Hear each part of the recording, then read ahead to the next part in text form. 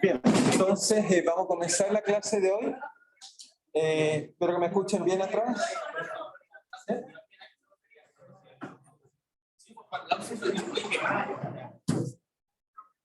Entonces, no sé si tienen alguna pregunta o alguna duda de la clase pasada. ¿Estamos bien? Entonces, ¿una pregunta o no? Entonces, vamos a empezar la clase hoy día. Vamos a probar si nos funciona bien con micrófono. Espero que sí. Vamos a ir haciendo algunos intentos.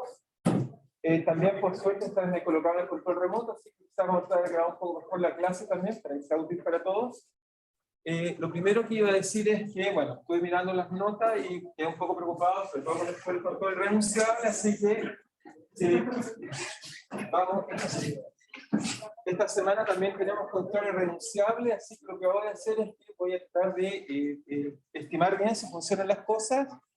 Ahora, si mi cálculo esta vez va a ser que la dificultad va a ser 3, si es que estudian. Eso es decir que yo espero que todos se saquen en promedio un 5, pero si es que estudian. ¿Ok? Suponiendo esa teoría. Así que voy a tratar de hacer un examen, un ejercicio distinto. ¿Este jueves? Este jueves.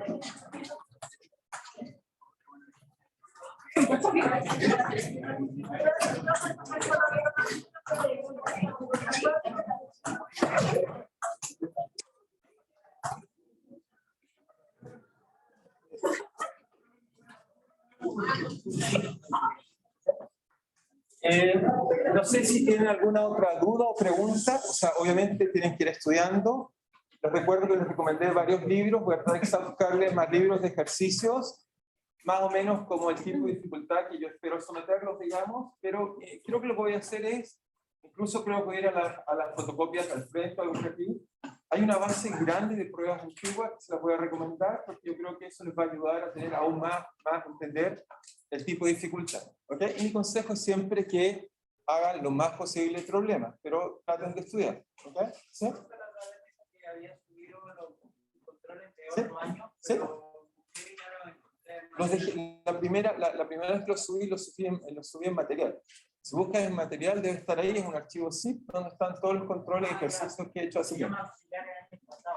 Algo así lo he puesto, sí. Fue todo lo que es control de pruebas que había hecho en algún tiempo atrás, ¿sí? Era como resumen 2012, una cosa así.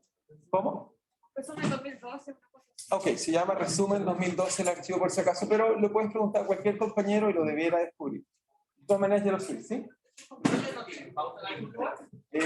No, y me aprovecho a responder algo profundo. Yo soy un enemigo de las pautas. ¿Okay? Le voy a explicarles por qué. Uno dice por qué. Lo que pasa es que mi sensación es que las pautas lo que genera es que la gente cree que ese es el camino. ¿Okay? Y me acuerdo, eso lo aprendí con un profesor de esta facultad que se llama Eric Bolle, profesor que es premio, era profesor ¿cuál parece que es el departamento de Ingeniería Industrial Asociado?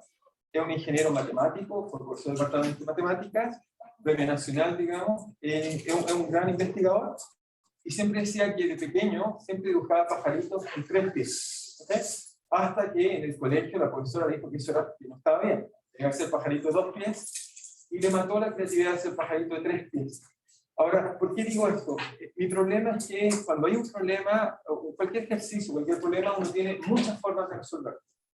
Y mi sensación es que cuando uno crea pautas, los estudiantes creen que ese es el único camino. Y eso para mí es tremendamente peligroso. No me gusta eso porque yo, por lo menos como científico, trato de cultivar la creatividad. Y por lo tanto, no me gusta cuando alguien le dice, este es el camino. Hay cientos de caminos, algunos más cortos, más largos, más creativos, menos creativos, pero debemos cuidar eso. Entonces, yo siempre me auxiliar y les digo, si llegan a hacer una respuesta, digan que esta es una posible respuesta, y si se le ocurre otra, anoten otra posible respuesta, y otra posible respuesta, y otra posible respuesta, porque lo que no debe ocurrir es que crean que existe una respuesta. ¿Okay? Trato de decir que por eso no me gustan las pautas y les digo al tiro que no haría pauta. Ahora es distinto, ustedes miren esos problemas, tratan de resolver, le pueden preguntar al auxiliar o a mí si está bien por dónde van, eso sí, no hay ningún problema. ¿Okay? Pero nunca haría pauta, eso me parece que no es bueno, digamos, porque quizás para uno cuando está muy perdido no es malo, pero creo que en vez de aprender, tratan de aprender las cosas de memoria, eso está mal. ¿Okay? Solo por eso. ¿Había una pregunta antes? ¿Sí?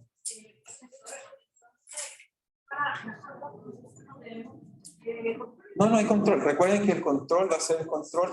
Nuestro primer control va a ser el control 2. ¿Okay? Por eso, sigo tratando de hacerles muchos, ¿cómo se llama? Ejercicios para que puedan, digamos, para que se vayan preparando. ¿Ok? Vamos a tener 2 controles solamente y recuerda que todos los ejercicios renunciables van a ser el control que nos falta. ¿Ok? Y recuerden que los otros sustituyen las peores no. ¿Ok? ¿Sí? Todo lo que hemos visto está controlado. Yo todas las pruebas que hago siempre digo toda la materia. No existe un pedacito de materia. Eso tampoco me gusta, me parece absurdo. De hecho, yo siempre soy un enemigo profundo de la exhibición porque no nos permite hacer exámenes. No sé si saben, los exámenes, la gracia que tiene es que uno evalúa cómo consolidaron el conocimiento. En cambio, los controles nos sirven para mirar parcialmente la evolución de las cosas. Entonces, yo creo que perdimos una herramienta muy útil que es el examen. ¿Okay? Aquellas personas que se exhiben. ¿Okay? Que no nos permite evaluar cómo entendieron todo en su conjunto. Yo creo que es un error solo dar controles, a pesar de que alguien dice, sí, yo tengo un 5, me da lo mismo el examen, pero el examen es otro instrumento que mide cosas distintas. ¿Okay? Mide la globalidad de cómo aprendiste algo, por lo tanto eso es muy importante. Por aquí hay una pregunta, si alguien me dice, Nuestra pauta sí sea un instrumento que entrega una sola solución. yo lo llamaría pauta, yo diría una posible solución. Una posible solución. ¿Sí? Sigue siendo un instrumento de feedback para que nosotros trabajamos. Por supuesto, pero yo lo haría que siempre sea activo y no pasivo. Claro, pasivo significa que alguien utiliza respuesta. Activo fue que intenta resolverlo y decidir si vas bien o vas mal. Mi pregunta es que se podría llegar a alguna idea, una solución a este problema, porque ojalá tener feedback del trabajo que nos están realizando y al mismo tiempo conservar esta... Claro, por eso les digo que lo que yo trato de hacer es que con mis auxiliares, lo que estoy tratando de convencerlos es que lo antes posible tengan sus notas, es un feedback directo, porque eso sí lo sienten inmediatamente. Ese feedback te dice algo. Si tú no logras resolver, lo primero que yo tendría que hacer es resolver y ver en dónde me equivoqué. Y si no lo entiendo, le pregunto al auxiliar o le pregunto a algún amigo. También eso no está prohibido. La idea es que también traten de desarrollar redes de cooperación y de estudio. ¿Ok? Eso no quiere decir redes de copia, pero sí, ten cuidado en eso. Les recuerdo, les dije que acordamos, está grabado, que si llego a detectar una copia son 2-1. ¿Ok? Y no hay sumario, nada, solo 2-1, y si no están de acuerdo, bueno, hacemos un sumario como corresponde. ¿Okay? Solo digo eso, o sea, redes de amigos pueden tener, eso está muy bien. ¿Okay? De eso se trata la vida, ¿sabes? Yo no sé si alguien sabe, te pregunto, está muy bien. La persona que sabe, cuando uno explica, también aprende mucho, así que también es positivo para ambas personas. No crean que, salvo que no tenga tiempo, no crean que la otra persona no les va a querer explicar. Cuando uno explica, siempre aprende. Así que es útil para todos, para todos, para todos. ¿Ok? ¿Estamos bien? Ok, no sé si hay alguna duda más. ¿Empezamos? ¿Sí?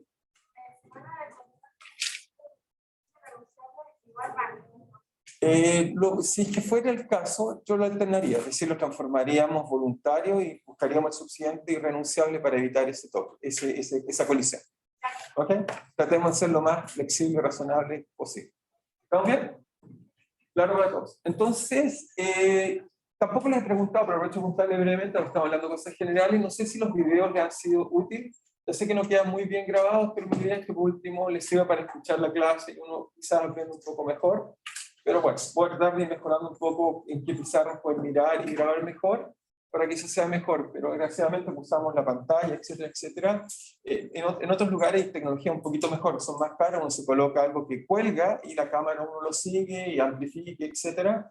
Pero como no tenemos eso, digamos, bueno, tenemos que acostumbrarnos a lo que tenemos, pero tratar de hacer lo mejor posible para todos. ¿Sí? No sé si usted ha visto videos de clases en esta misma sala del semestre pasado, en la modalidad híbrida. Sí, pero yo también he hecho clases en la modalidad híbrida. Lo que pasa es que uno se centra solo en la pizarra, pero las personas que usan la modalidad híbrida ocupan muy poco el computador. Yo ocupo mucho el computador. O sea, en la mayor parte de las clases siempre traigo videos, simulaciones, cosas así, y por lo tanto significa ir allá, hacia acá, y eso haría que sea un poco difícil. Quizás es práctica que me falta a mí. Y obviamente todos vamos, ustedes están aprendiendo y yo también estoy aprendiendo cómo hacer clases cada vez con más tecnología y eso nos va haciendo mejor. Pero es un proceso lento. Lo más probable es que el próximo curso de área mecánica, etcétera, una sala como esta, va a ser mejor. ¿Okay? Pero ese proceso todos estamos aprendiendo. ¿Okay? Bien, pero de todas maneras puedo tratar de centrar uno. Lo malo es que solo centra esta pizarra, igual sube bajo, pero podemos tratar de pensar si quieren, podemos intentar, ¿por qué no? Si nos sirve, intentar quizás dejar alguna programada y ver cómo nos queda mejor. Entonces veamos si eso ayuda en algo. Por ejemplo, eso sentaría en esa pizarra. Veamos si esa pizarra nos queda, si fijan, ni siquiera está muy bien. Si esa pizarra nos queda bien. Intentemos ver esta y si no, nos volvemos, digamos, a intentar, digamos, otras fórmulas, digamos, que sean más apropiadas. Entonces, veamos. Entonces, lo que diría de lo primero, estábamos viendo el repaso, eran las leyes de Newton, ¿ok? Y vamos a seguir moviéndolo en eso, y eso es muy importante, entender, ver esto. Entonces, les dije leyes de Newton, entonces, leyes de Newton.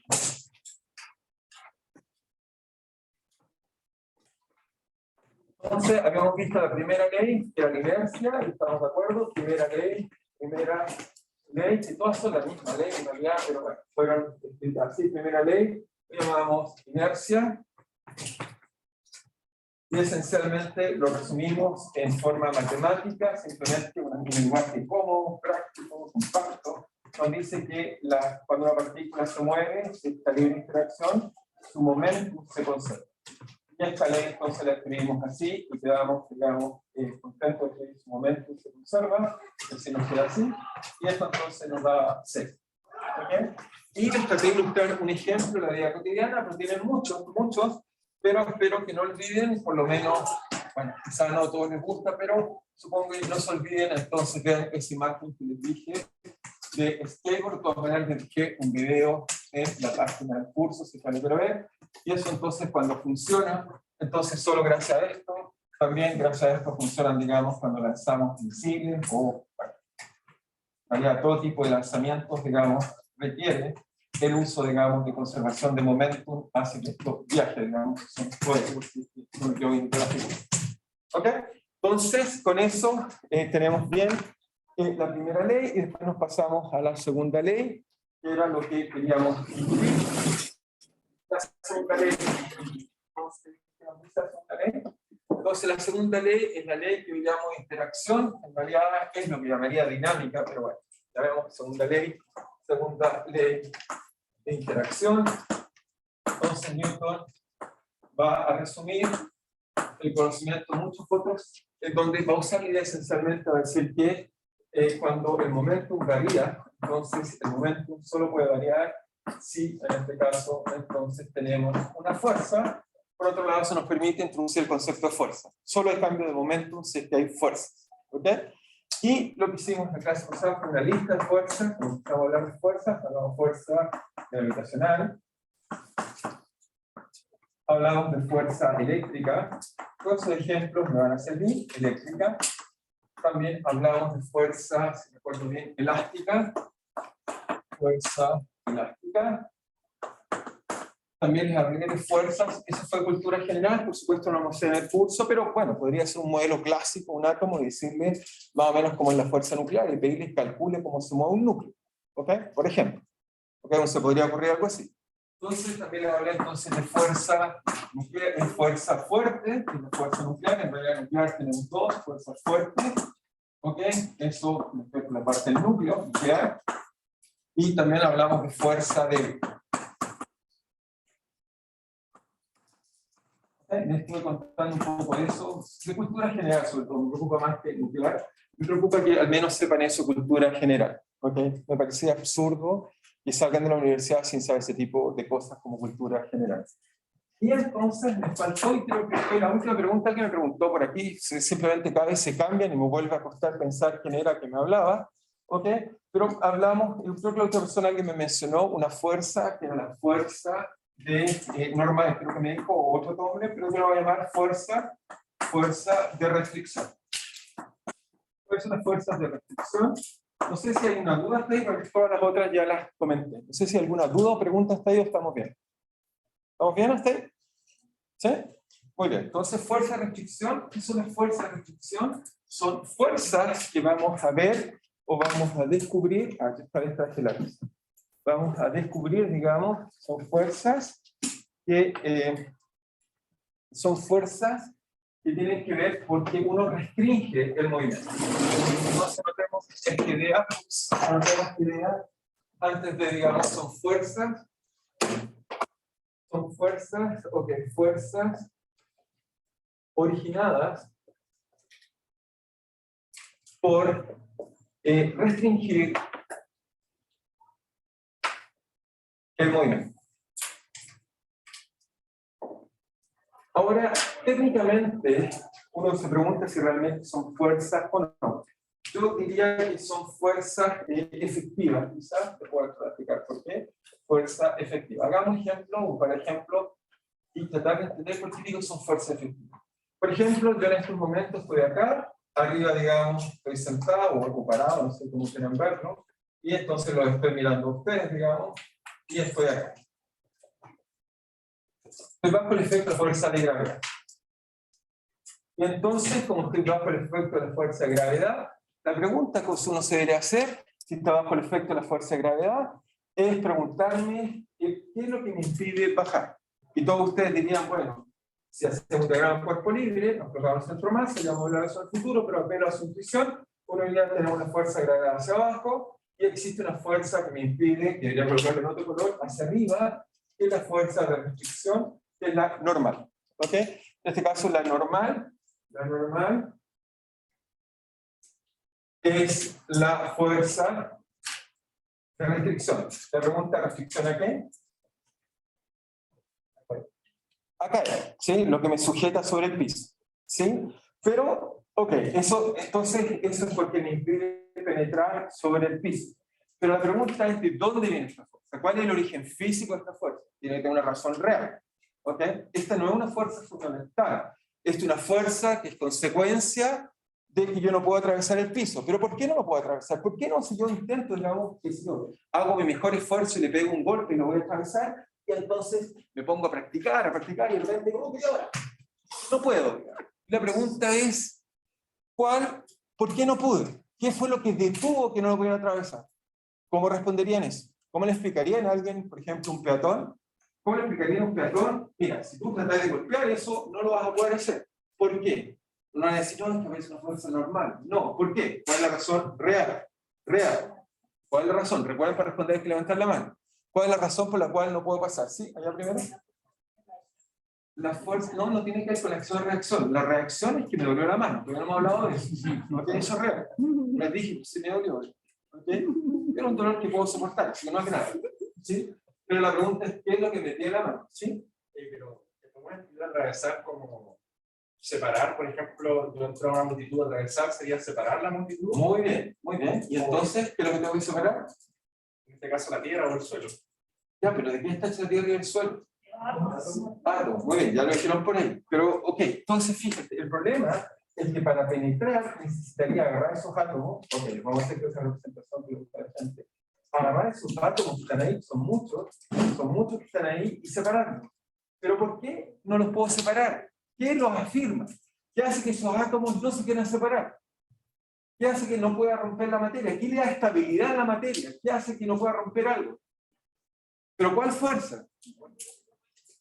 ¿Cuál fuerza detiene o le da estabilidad a los materiales? ¿Sí? Nada. ¿Otra respuesta? No tenga una que sea mejor que esa, digamos. ¿Alguna otra respuesta? ¿Cuál es la fuerza que afirma la materia? Esa es la pregunta. Eso es lo que debería preguntarme un peatón. Me debería decir, ya, pero dime, ¿qué afirma las cosas que no las puedo atravesar? ¿Qué le diría a esa persona? Que está apasionada por entender qué es lo que afirma la materia, ¿sí?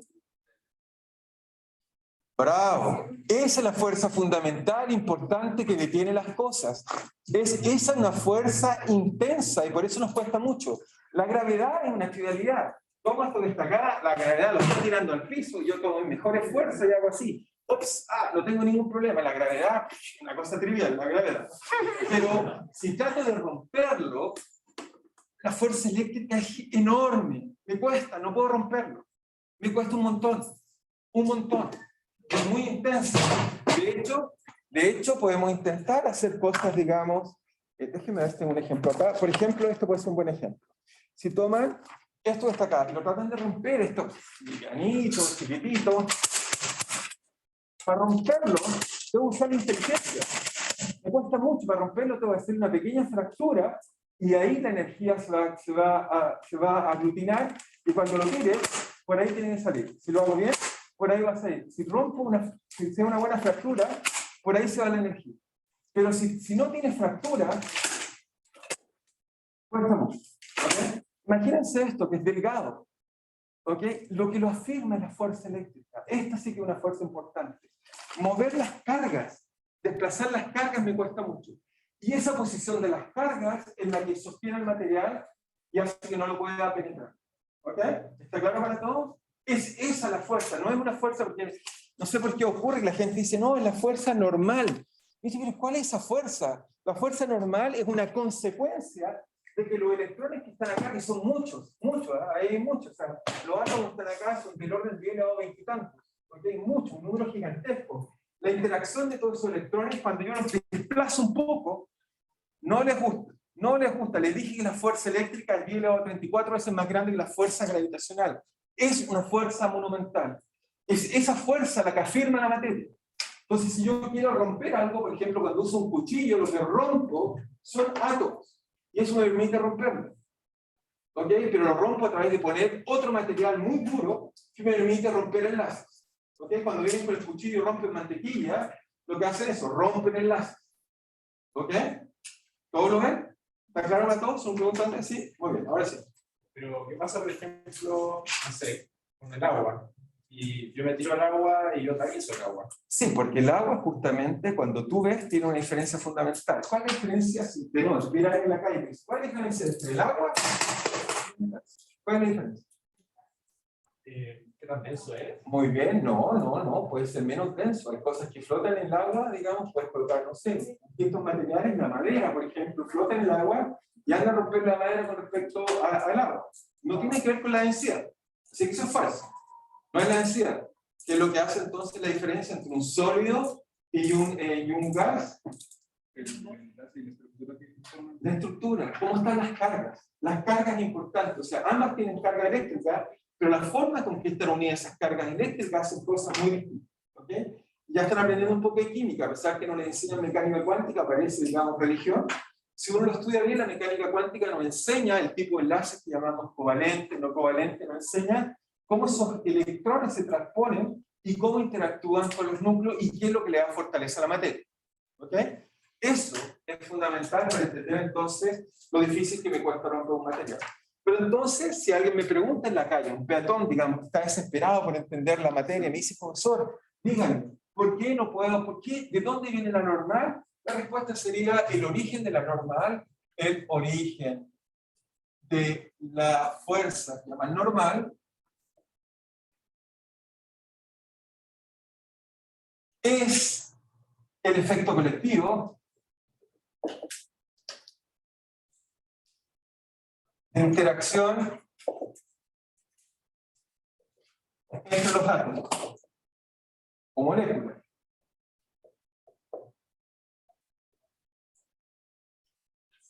¿Ok? ¿Está claro para todos? ¿Qué forma la materia? Y esta pregunta es horrible, porque no sé cuál es la pregunta horrible. Nos vamos a mirar mucho tiempo hasta ahora, nunca les han enseñado por qué la materia es estable. Uno se pregunta si la materia está hecha de cargas, ¿qué es lo que importa? La gravedad la botamos, la gravedad es despreciable, está hecha de cargas. Y uno dice, al centro hay una carga positiva y afuera una carga negativa. Y uno dice, ¿por qué no colapsa la materia? ¿Por qué, si yo tuviera, no sé, dos planetas muy cerca, ¿por qué no colapsa? Alguien podría decir, sí, pero es que lo que pasa es lo mismo que pasa con la Tierra y el Sol. Conservación de un momento angular hace que no colapse. Pero eso es mentira, porque cuando los electrones se mueven, radian luz, pierden energía. Por lo tanto, van perdiendo energía y la teoría nos diría que debiera colapsar. La materia, como la conocemos, clásicamente, si uno creyera en Newton, concluiríamos que debiéramos todos morir y desaparecer rápidamente. Toda la materia debería colapsar. Protones con electrones deberían colisionar, ¡puf!, y desaparecer. Y habríamos explosiones tipo Big Bang por todos lados. ¿Ok? Pero no vemos eso, y la razón de eso es la mecánica cuántica. Por eso es muy, muy importante aprender mecánica cuántica. Lo que nos va a enseñar es que efectivamente no se pueden colisionar, una cosa llamada el principio de incerteza, y que la teoría nos enseña. Pero para llegar ahí necesitamos pasar muchas cosas. Hay que pasar muchos cursos para llegar ahí, pero les hago notar que si algún día se interesan saber la estabilidad de la materia, es la mecánica cuántica. Es la única explicación que nos permite entender por qué las cosas que nos formamos y vemos son estables. ¿Ok? Solo eso es por cultura general. Ok, entonces, otra fuerza de restricción, por ejemplo, la normal. Otra fuerza de restricción es simplemente lo que les he enseñado hace mucho tiempo, un péndulo. Si uno toma un péndulo, entonces aparece una fuerza que llamamos la tensión. Pero la tensión, de nuevo, es una fuerza de restricción. Tensión es de nuevo un artefacto, tensión es una fuerza de restricción. Es la misma explicación, no hay ninguna diferencia, restricción. Entonces, ¿cuál es la explicación? Cuando tomamos un péndulo y nos fascinamos, supongo, espero para todos, haya sido así, fascinante, pero por un péndulo, lo veremos en su momento. Cuando tomábamos un péndulo, descubrimos que había una fuerza más que apuntaba hacia acá, que para todos es muy natural, que es la tensión, que era simplemente la fuerza elástica de que esto no se podía deformar. Y eso obligaba a que se moviera hacia una circunferencia. Esta fuerza que aquí está también es una fuerza simplemente es una fuerza de restricción, de moverme en un círculo. ¿Okay? Solo nace de ahí, no es una fuerza fundamental. Y el origen físico de esta fuerza tiene que ver con los átomos que forman ese material, que cuando lo trato de formar, sus cargas eléctricas se desplazan un poco y me impiden hacerlo porque requiero mucha energía para romper. ¿Okay?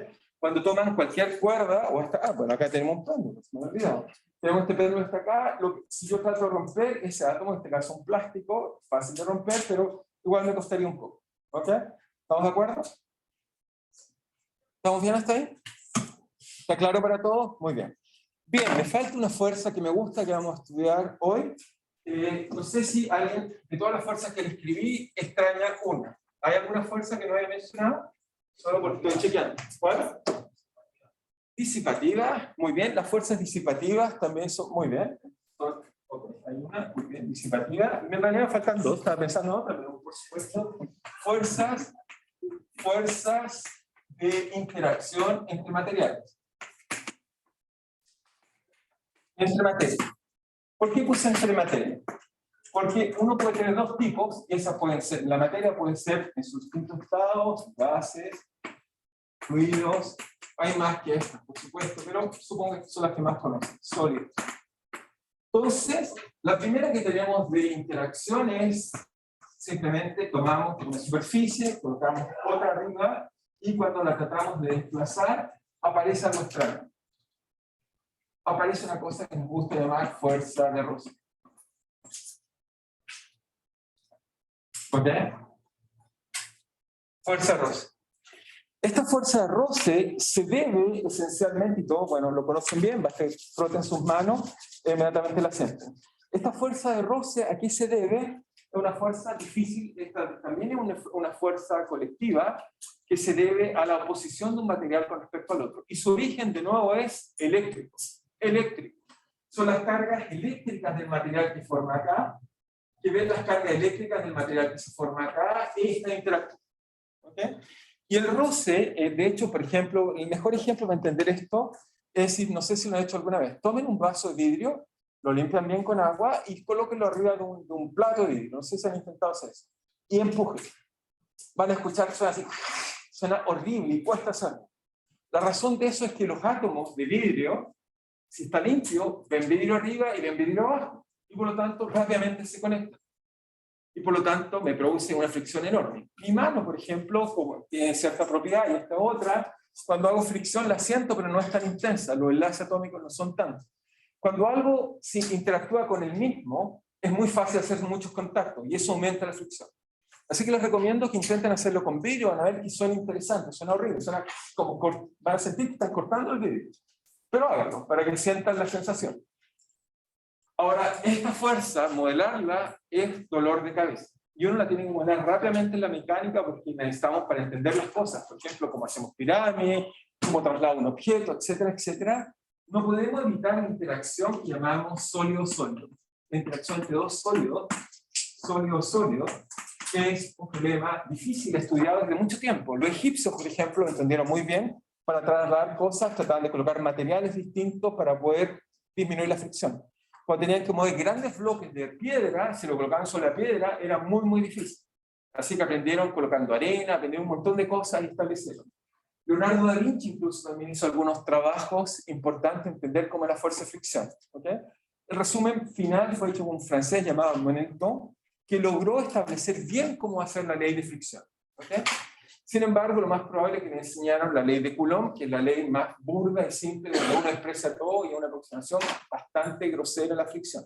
Supongo que eso fue lo que le enseñaron, o en el colegio, o supongo en los primeros años aprendieron fuerza de Coulomb. ¿Ok?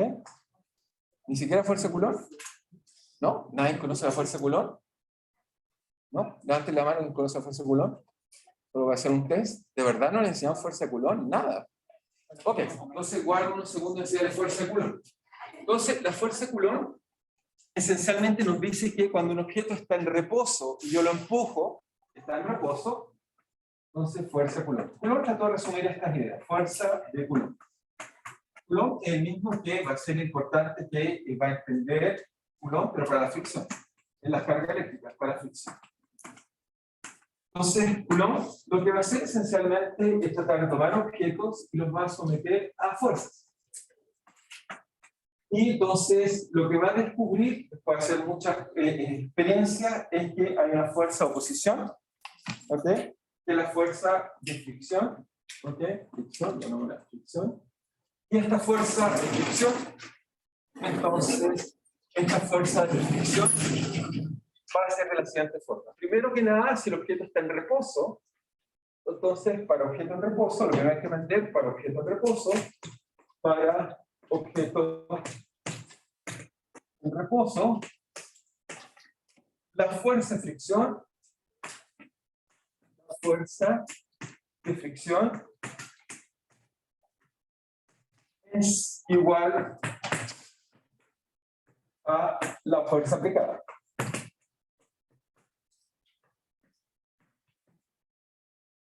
Hasta que la fuerza supera un umbral. La fuerza aplicada supera un umbral. ¿Ok? Eso. ¿Y cuál es el umbral? Bueno, esta fuerza umbral, llamémosla FDH, va a ser simplemente un coeficiente que llamamos roce estático por la normal. ¿Ok? Esta fuerza, obviamente está, y la dirección, ¿de qué dirección está? No es la dirección. Ok, para objetos en reposo, la fuerza de fricción es igual a la fuerza aplicada hasta que la fuerza se aplica y supera un umbral, siempre en la dirección opuesta. Siempre en la dirección opuesta, la dirección opuesta. No les dije a todo esto, me empiezo a preocupar. Opuesta, ¿en qué unidad se mide la fuerza? Oye, en honor a Isaac Newton, llamamos Newton la unidad de fuerza, que son kilogramos, metros partidos por segundo cuadrado. Entonces, ¿esto qué significa? Significa que si yo tomo un objeto, por ejemplo, colocamos un plano inclinado, entonces, este objeto tiene una fuerza que está tirando hacia abajo, que es la gravedad, ¿cierto? Si yo tomo todo esto, bueno, podemos hacer un ejemplo, quería hacerlo en la mesa, pero después si cae los computadores, tomo, por ejemplo, acá, esto es aquí, esto es circular, y salgo con mejor fricción, esto tiene una esponja, así que su coeficiente de fricción es mayor, lo colocamos ahí, o aquí, y ahora empiezo a inclinar. No se cae, no se cae, no se cae. ¿Sí? Y uno se pregunta, pero ¿cómo si la gravedad debería botarlo? Ahí de hecho lo boto. La gravedad debería botarlo. Pero si lo coloco así, fíjense, voy a ponerlo así, si lo coloco ahí, uno diría, hay una gravedad, pero no se cae. Hay una fuerza que lo detiene. Y la fuerza que lo detiene tiene que ver con la interacción de los átomos del material con los átomos del otro material. ¿Ok? Lo interesante es que la fuerza, ahora, la fuerza de oposición tiene que ser, si a esta le llamo F, fuerza aplicada, la fuerza roce que ejerce sobre el mismo objeto tiene que ser tal que, o fuerza de fricción o roce, la fuerza roce tiene que ser igual a la fuerza, porque si esta es mayor que esta, subiría para arriba, y si es que menor, baja para abajo. ¿Ok? Solo se mantiene en equilibrio si la fuerza de fricción aplicada es la misma. Entonces, fíjense, si yo hago eso, se mantiene perfectamente ahí y no se cae. ¿Ok? De hecho, uno dice, pero si lo coloco con la madera y ocupo el mismo ángulo, seguramente ahí no me va a funcionar. Se cae. La razón, coeficiente de fricción es distinto. La razón es que la madera, los átomos de la madera, con los átomos de la madera del piso, su interacción no es tan buena como los átomos de la esponja con los átomos que están acá. ¿Ok? Y de hecho, todos tenemos zapatos. ¿Qué se ponen los zapatos? Madera, que son de una época antigua. ¿Qué tipo de zapatos ocupa la mayoría? ¿Qué material tiene en el piso? Goma o caucho. ¿Okay? Caucho es un árbol en Brasil. ¿Okay? Ese caucho botó una goma y le llamamos caucho cuando descubrieron que tenía propiedades interesantes. De hecho, la gente no sabe, en Brasil, los aborígenes agarraban esta goma que salía del caucho, del árbol, y se lo ponían en los pies, y con el calor y el sudor se secaba y formaban una especie de gota. Ahí descubrieron la goma, que después la aprendemos a vulcanizar, y con eso hacemos la goma que usamos hoy en día de mejor calidad. La goma tiene la gracia que tiene un coeficiente de fricción muy alto y hace que entonces las cosas tengan un nu que sea muy grande, y por lo tanto tiene un gran coeficiente de roce. ¿Okay? Por eso usamos la goma o caucho. ¿Ok? ¿Está bien? Entonces, el caucho o la goma, lo que sea, nos permite cambiar la interacción. Eso controla el mu. El mu va a ser un coeficiente fenomenológico que va a depender del material que uno esté usando. ¿Okay? Va a depender qué exactamente uno tiene como material. Así que lo hace difícil. Es decir, que si yo me pregunto, si tomo un metal, por ejemplo, acero, con madera tengo un mu. Si tomo madera con madera tengo otro. Si tomo goma con otra cosa, otro coeficiente. Y otro y otro. Para cada material me tienen que decir exactamente cuál es el mu. ¿Ok? ¿Estamos todos de acuerdo? ¿Sí? Antes mencioné que la fuerza de roce, por ejemplo, cuando uno vidrio con vidrio, ¿Sí? hay como que son del mismo material interactuando. Claro. Es decir, no dejan de ser- Porque no son la misma madera, esta madera está lacada, tiene una especie de plástico en la superficie, no es el mismo tipo de madera. pero se esperan el mismo tipo de- Es más, les puedo decir algo que la gente no cree, pero si ustedes dejaran esto, nos fuéramos y volviéramos, no sé, 2000 años después o más, veríamos que la madera se fusiona con la otra madera. Si uno espera mucho tiempo, los enlaces van aumentando con el tiempo. De hecho, el coeficiente de fricción, eso no se me enseña porque el tiempo es muy lento, pero es función del tiempo. Si uno espera mucho tiempo, empieza a haber más y más enlaces. ¿Okay? Más y más enlaces. Por eso a veces encontramos cosas que están completamente pegadas sobre otras. Pero eso es porque ha pasado mucho tiempo. ¿Okay? Simplemente el caso del vidrio es porque al limpiarlo facilita que sus enlaces se conecten más rápido. ¿Okay? ¿Sí? Todos los materiales tienen un diferente coeficiente de roce. Todos los materiales tienen diferentes. ¿Y cómo interaccionan entre sí? Onda, si yo tengo un pedazo de hielo con cierto coeficiente y un pedazo de madera, ¿cómo yo agarro los dos valores que tienen los distintos materiales y los junto para... Bueno, para- la respuesta correcta debería ser la mecánica cuántica, pero resolverlo con mecánica cuántica es muy difícil. Quizás no haya computador que lo pueda resolver. Tenemos la teoría, pero resolverlo necesitaríamos un supercomputador para hacerlo. ¿Qué es lo que hacemos? Porque uno dice, hay que resolver problemas. Si quiero construir algo, necesito saber qué propiedades tiene. Experimentos. Hacemos experimentos, y con los experimentos, por ejemplo, el que te acabo de decir, el ángulo, con el ángulo puedo determinar cuál es el coeficiente de fricción. Ahí no hay. Conozco la gravedad. Hacia abajo simplemente la gravedad proyectada. O sea, hacia abajo lo que tendría es que esto baja hacia abajo, para si el fino X hacia acá es positivo, y si el fino Y hacia allá es positivo. Entonces esto sería algo así que tiene que ver con M, G, y tiene que ver con el ángulo. ¿Ok? Tiene que ver con el ángulo. ¿Sí? Si el ángulo, por ejemplo, es 0, entonces esperaría que no haya fuerza. Tiene que ver con el 0 grado. ¿Sí? ¿Estamos de acuerdo ustedes? Entonces esta fuerza la conozco, es proyectar la gravedad en esa dirección. ¿Sí? Y por lo tanto, si la otra fuerza, que tiene que ser igual, vale mu por la normal, y la normal la conozco si conozco este peso, bueno, hacer algunos cálculos y calcular bien cómo va la normal, etc. Pero, ok, da lo mismo cuánto valga, simplemente este es el mu que lo determino experimentalmente. Entonces, ¿qué es lo que hago? Inclino a esto, encuentro el ángulo alfa que ocurre eso, y con eso determino cuál es el mu de fricción en este caso particular. ¿Ok? Hacemos experimentos. Cada vez hacemos experimentos. ¿Ok? Y esa es la forma simple de resolver el problema. ¿Ok? ¿Sí? Pero, por ejemplo, con el mismo ejemplo de las zapatillas, si Sí. camináramos en goma sería mucho más difícil movernos, ¿no? Sí, pues de hecho, fíjense que las escaleras, nos han fijado la gente, no sé, uno dice, oye, qué feo, le pusieron unas líneas negras. Y nos obligan a poner líneas negras. De hecho, fíjense, aquí también hay goma. Y uno dice, oye, pero qué feo, ¿por qué pusieron goma? Y no, ¿por qué no ponen esta alfombra bonita? La razón por qué está la goma es para no caerse. Aumenta la fricción. O sea, cuando uno se llega a resbalar una escalera, la goma es el lugar que está firme. Entre la seguridad y te puedes desplazar, por supuesto. Por supuesto. ¿Sí? De hecho, todos cuando se bañan, supongo, ocupan estas como gomas en los pisos, o muchos tienen gomas para no caerse. Por ejemplo, típicamente en las tinas, si uno pone gomas, si uno se cuida, como hay agua, uno se resbala si uno no tiene cuidado. Uno coloca gomas solo para aumentar el coeficiente de fricción y uno estar seguro que no se va a pegar la cabeza. ¿Ok? ¿Están de acuerdo, no? Supongo que todos han visto, o sea, uno dice, oye, qué feo, ¿por qué ponen una goma aquí si la tina es preciosa? Y uno coloca goma es para protegerse, ¿ok? Para aumentar el coeficiente de fricción. Y a pesar que si tú le dices eso a alguien, incluso alguien va a entender que realmente si le dices es para no caerte, independiente que entienda el coeficiente de fricción, lo va a entender perfectamente. ¿Ok? ¿Sí? No hay interacción porque siempre las superficies nunca van a ser perfectas. Sí. Puede haber, por ejemplo, aire entre medio. Lo hay. Entonces, existe. Hay una interacción entre las partículas del aire y cada uno de estos. Hay, y de hecho eso viola la ley de Coulomb. Voy a explicar qué es lo que pasa de verdad. Ya voy a explicar, es más bien explicar una cosa que Coulomb no entendió bien porque hizo muchos experimentos, pero hizo experimentos que la velocidad es muy baja. Entonces, hasta ahí estamos todos de acuerdo. O sea, mientras la fuerza sea la fuerza que le aplico al objeto, sea menor que este mu S, que es experimental, experimental por ahora, es difícil calcular, por la normal, entonces la fuerza roce simplemente vale F de A. Pero cuando la fuerza aplicada es mayor que este mu estático por n, aparece una nueva fuerza roce, el objeto se mueve. ¿Ok? Y ahí Coulomb hizo un modelo muy simplificado, y ese modelo no es completamente correcto, pero dado que tú me hiciste la pregunta, lo voy a corregir un poco para que lo veas.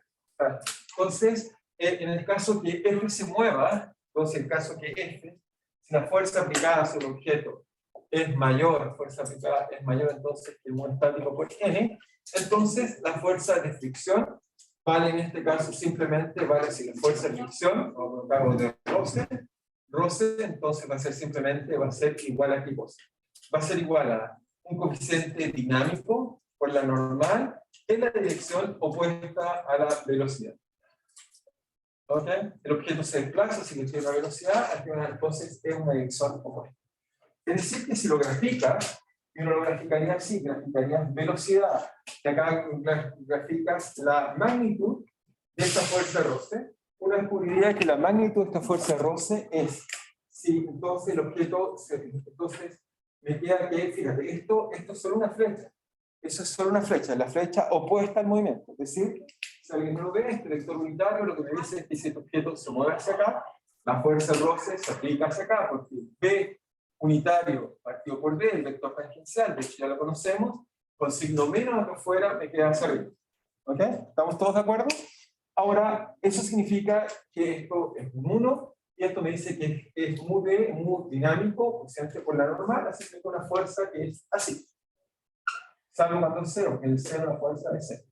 ¿Ok? Eso diría la teoría. Diría que cuando me muevo hacia la derecha tengo una fuerza de magnitud, digamos, bueno, un número, me queda negativa hacia acá, y me queda hacia acá. A pesar que lo coloqué módulo, que se debería colocar su magnitud o valor, porque aquí esto me queda real. Estoy solo graficando esto si quieren proyectado por el vector.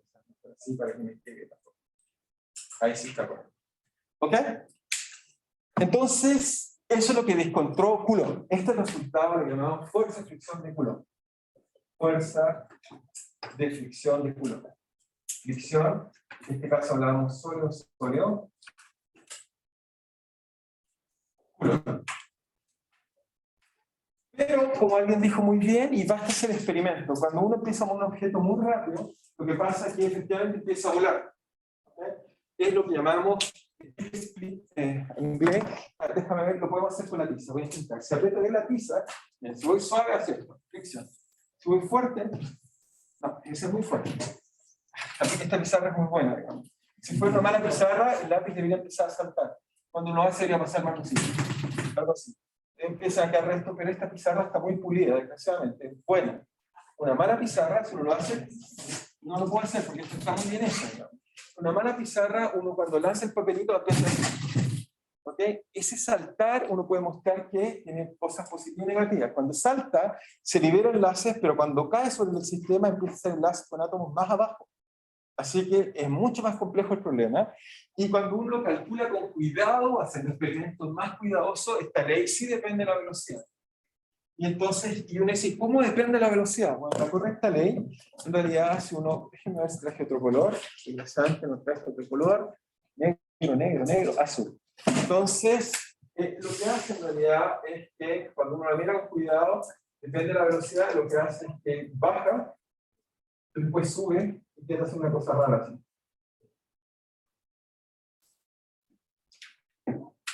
Depende de la velocidad. Esa fuerza es la correcta.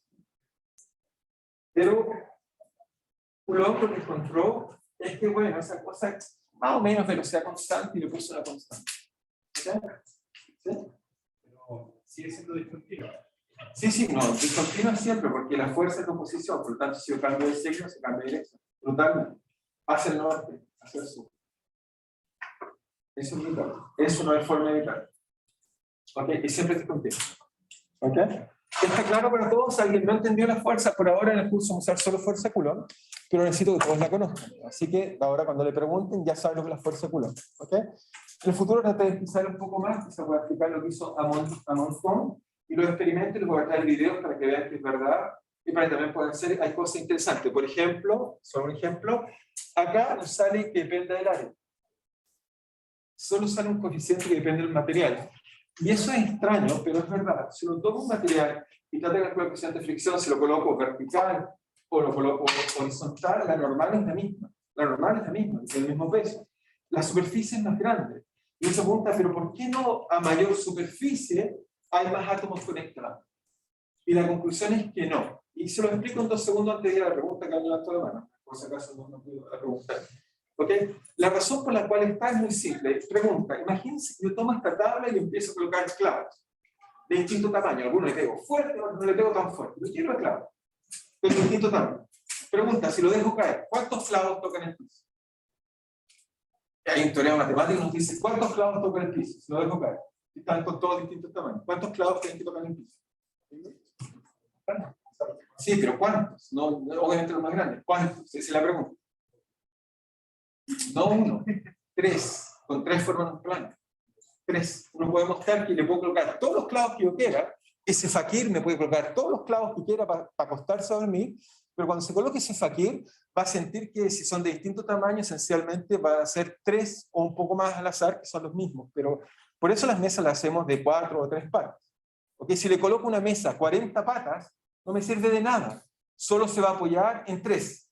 ¿Okay? Si tienen altura distinta. Si todas tienen la misma altura, claro, se apoyan todas, pero eso es una tontera, por eso hacemos 4 patas. Pero uno puede mostrar que 3 patas siempre son lo que se requiere. De hecho, cuando van a restaurantes, seguramente, o lugares que uno siempre encuentra que la mesa está media mala, hay un teorema matemático que me dice que basta que lo rote y tiene que haber un ángulo en el cual las 3 se apoyan bien. Entonces, si uno gira un poquitito, va a encontrar que se equilibra. Siempre. Teorema matemático. Es exacto, es correcto. Es una verdad. Entonces, los átomos, ahora dejen volver a los átomos. Los átomos son como esos alfileres que están hacia abajo. Cuando lo dejo caer, el número de contactos no depende del área, siempre más o menos el mismo. ¿Ok? Si lo muevo para allá, para acá, para acá, el número de contactos, como las patitas que les dije, es lo mismo. Y por eso no depende de la superficie.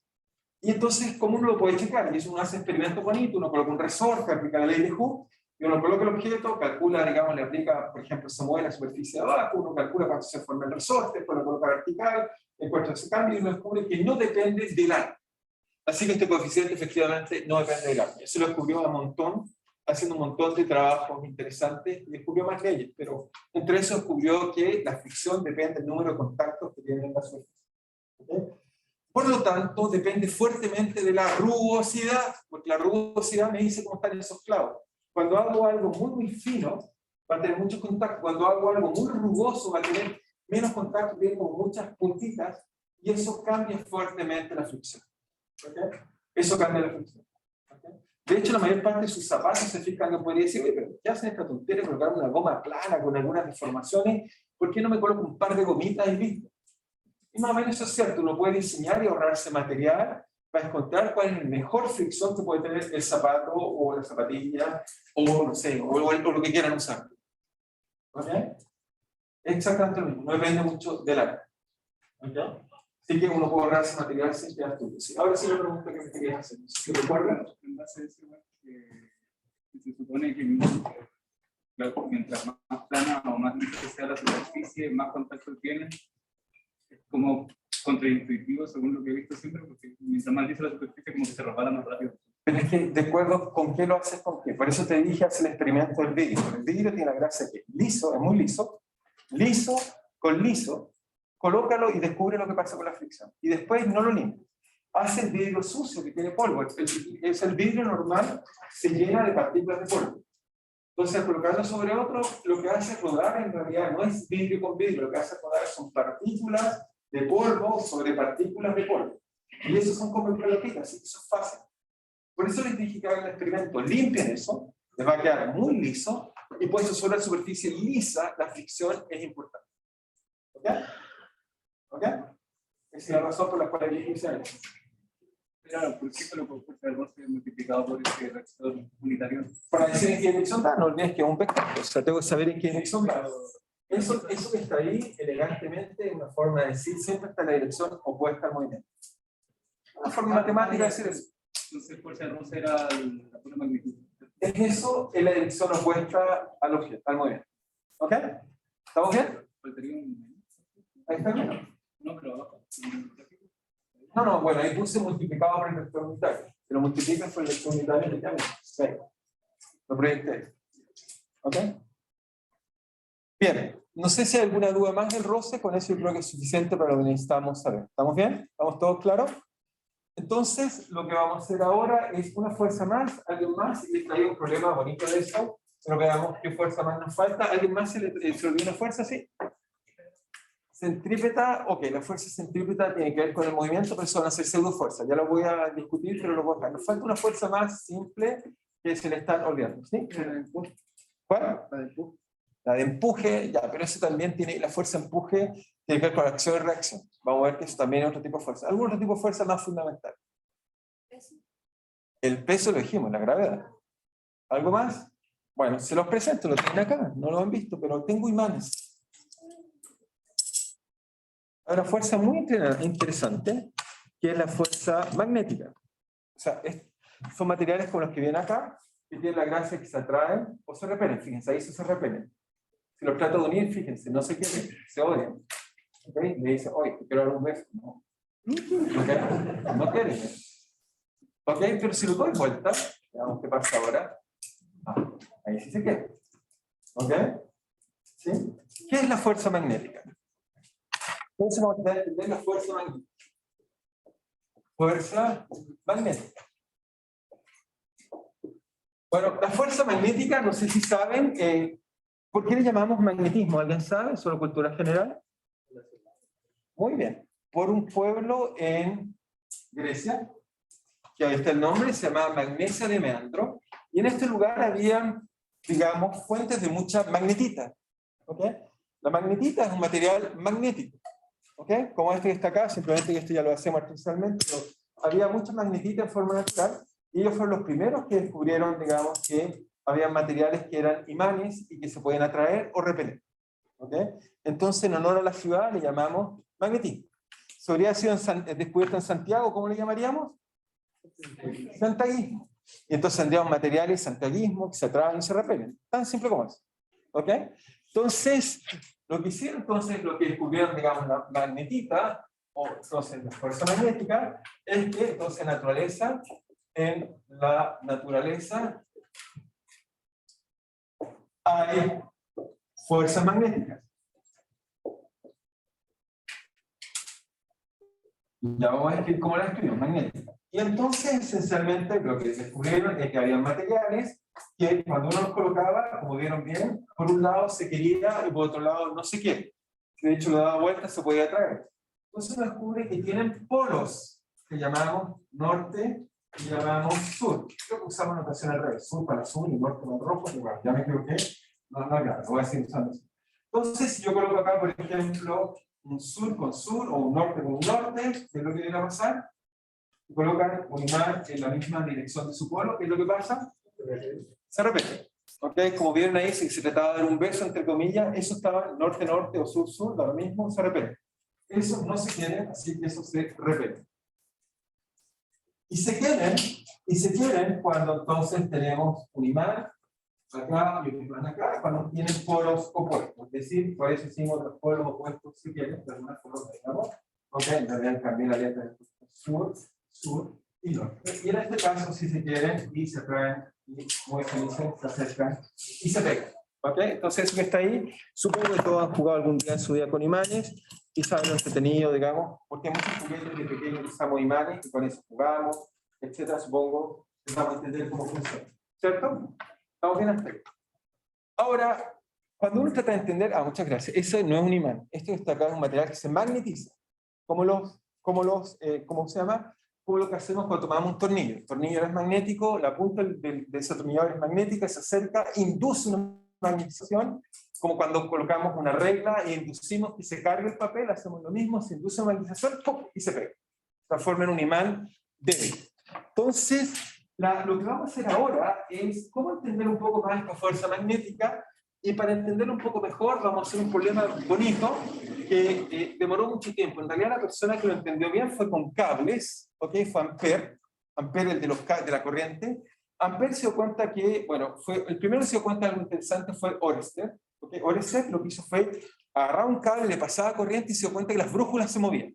Entonces descubrimos que la corriente hace que como que los cables se magneticen. Primera cosa. Y después Ampère colocó dos cables y se dio cuenta que se atraían o se repelían, de acuerdo a cómo pasaba la corriente. Entonces Ampère descubrió lo que llamamos la fuerza Ampère, que después la describimos con partículas y le llamamos la fuerza de Lorentz, ¿okay? Que es la que les voy a mostrar ahora. Y la fuerza de Lorentz tiene una peculiaridad. A diferencia de todas las fuerzas que les voy a mostrar, esta es la fuerza más simple que conocemos, que depende de la velocidad.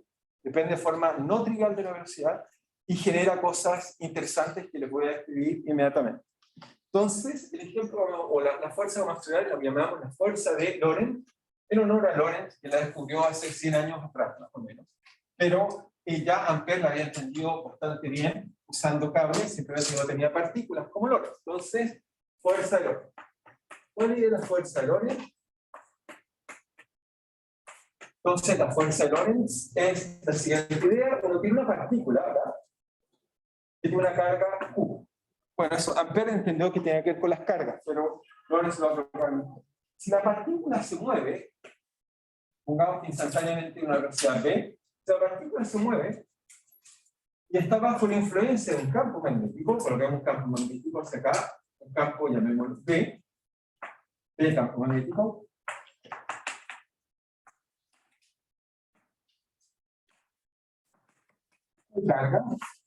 carga.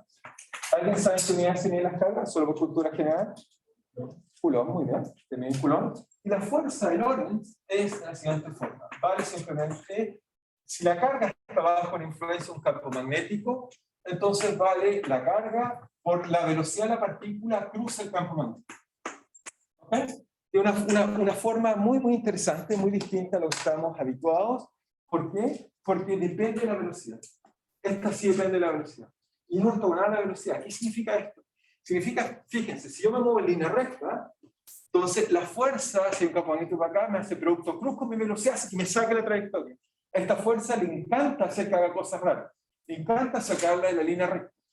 ¿Ok? Porque sale como línea recta, un campo magnético, producto cruz, hace una fuerza que es ortogonal a la velocidad. Ortogonal a la velocidad, ¿sí? Bueno, esto lo hizo, la forma con que lo hicimos fue haciendo experimento con cables. Eso lo descubrió Ampère. Colocaba cables, pasaba corriente y los cables se atraen y se repelen. ¿Okay? De hecho, uno se pregunta, oye, qué feo, ¿vieron? Me pusieron una torre de alta tensión cerca de mi barrio. Y uno dice, no sé si han mirado las torres de alta tensión. Los cables están súper separados. Uno dice, oye, pero ¿por qué no son más inteligentes y colocan los cables pegaditos, se vería bonito, y etcétera? No podemos hacer eso porque la fuerza de Lorentz es muy grande y si los colocamos muy juntos, crece. ¿Ok? Este vez no le he dicho cómo tiene que ver, pero va como el inverso de la distancia entre los cables. En este caso no estoy diciendo que genera el campo magnético, pero uno genera un campo magnético y el otro tiene carga. Por lo tanto, los tenemos que colocar a una cierta distancia que no se deforme. Si los colocan cerca, verán que los cables se pegan. ¿Okay? Por eso hacemos esta cosa horrible de llenar la ciudad de cables separados. Uno dice, oye, pero qué feo. ¿Cómo a nadie se le ocurre colocarlos bien cerquita y bien tapados? No podemos. No podemos. Por esta fuerza. ¿Okay? Así que no es casualidad. Eso no es porque nos gustan los cables de tensión, es porque la fuerza de Lorentz está ahí. ¿Ok? Y entonces, ¿qué podemos entonces entender o aprender un poco mejor? Entonces vamos a tratar de, voy a tratar esta vez, vamos a ver si puedo volver. Ok. Entonces lo que vamos a hacer ahora es que les voy a mostrar un applet donde veamos la fuerza de Lorentz, digamos, un poco mejor. Entonces ya está. Por ahí simplemente creo que he llegado porque puede ser útil para pensar. Es como colocamos la fuerza de Lorentz. Entonces, acá traje una pequeña applet, que ahí está fuerza de Lorentz, y veamos, ahí está. ¿La alcanzan a ver? Entonces, B que está hacia arriba en rojo, es el campo magnético, y hay dos partículas. Les voy a cambiar de tamaño. Hay una partícula que está acá, que es simplemente, ¿dónde está el tamaño o la velocidad? Puedo cambiar, digamos, ahí la hago más grande, es la partícula azul, y una partícula verde. Una tiene carga positiva y la otra tiene carga negativa. Y ahora le aplico campo magnético. Como consecuencia del campo magnético, solo un segundo, como consecuencia del campo magnético, lo que quiero ilustrarles es que las partículas se mueven haciendo esta especie de espirales que están viendo ahí. Entonces la fuerza de Lorentz lo que hace es que las partículas se mueven haciendo trayectorias extrañas, vamos a explicarlas. Si yo cambio la velocidad inicial, esto es la velocidad inicial, fíjense cómo son las trayectorias, no cambian nada, simplemente ahora son más chiquititas. Puedo cambiar, bueno, cualquier velocidad y puedo ver cómo es la fuerza de Lorentz. ¿Okay? Eso es lo que hace que las trayectorias nunca sean rectas. ¿Okay? Vamos a explicar por qué, y la razón es porque la fuerza siempre es ortogonal a la velocidad y ortogonal al campo magnético. Por lo tanto, recuerden, una trayectoria rectilínea, esas que les gustaban aprender, no sé, en el colegio, por ser absurdo, digamos, rectilínea, aquí están prohibidas. La fuerza magnética siempre la trata de sacar porque es una fuerza que es ortogonal a la velocidad. Por lo tanto, va a ser siempre ortogonal al vector tangencial. Así que va a ser trayectoria cesana. ¿Sí? Ajá. Yo la alcanzo a ver en la pizarra. ¿Sí? Yo veo lo que estoy grabando acá. ¿Ok? No es lo que estoy grabando. ¿Ok? Veo lo que grabo. Entonces, vamos a tratar de explicar esto. Veamos cómo se aplica la fuerza de Lorentz, que seguramente es una fuerza muy extraña, pero por eso quiero hacer este ejemplo. Mostrarle un ejemplo que sea atípico, digamos, de lo que uno debiera esperar. Entonces, vuelvo a la pizarra para que nos quede bien grabado en la pizarra. Okay. Parece ser que nos queda bien. Ahí, perfecto. Entonces, solo un segundo más, vamos a tratar de hacer un poco mejor eso, bueno, un poco mejor cuando grabemos. Ok, perfecto. Vamos a ver. Ok, entonces vamos a aplicar un poco ahora la fuerza de Lorentz para poder entender un poco mejor cómo se hace. Entonces, ¿cómo aplicar esto? Entonces vamos a hacer un ejemplo. Entonces, calcule la trayectoria de una partícula puntual de masa m y carga q bajo la influencia de un campo magnético constante